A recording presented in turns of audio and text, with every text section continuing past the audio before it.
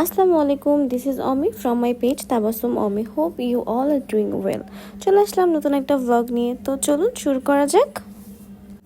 কোনো entry fee ছাড়াই প্রতি বছরের মতন এবছরও গাছপ্রেমীদের জন্য আয়োজন করা হয়েছে জাতীয় বৃক্ষ মেলা। আমি সাজেস্ট করব, আপনি গাছপ্রেমী হন বা না হন, ডেফিনেটলি গিয়ে একবার ঘুরে আসবেন। চোখের শান্তি টাইপের একটা জায়গা, একদম আশেপাশে সবুজে ঘেরা মনোরম পরিবেশ, গাছে ঝুলে আছে বিভিন্ন ধরনের ফল ফলাদি, দেশি বিদেশি নানা রকমের ফল। মেলাটা এমনভাবে প্রেজেন্ট করা হয়েছে যে প্রতিটা স্টল, প্রতিটা কর্নার আপনাকে একদম মুগ্ধ করবে।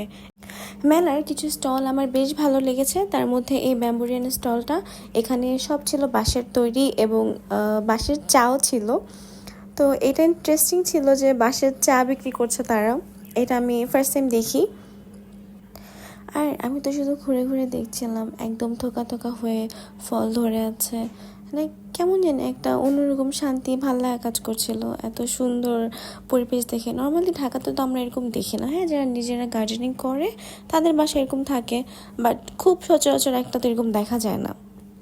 আর আমার কাছে এই স্টলটা অনেক ভালো লেগেছে, ছোট বড় অ্যাকোরিয়াম ছিল, একদম ওয়েল ডেকোরেটেড, সুন্দর। আমার স্টলটার নাম আসলে মনে নেই, বাট মাস্ট ভিজিটের একটা স্টল এটা।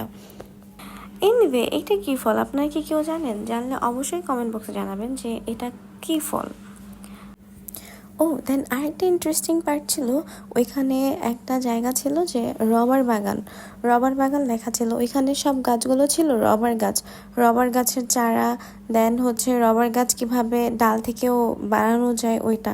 এই যে কাটা জায়গাটা, এটা থেকে হচ্ছে এই গাছের কষটা এই হাঁড়িতে পড়ে, অ্যান্ড দেন প্রসেসিং করে এটা দিয়ে রবার তৈরি করা হয়।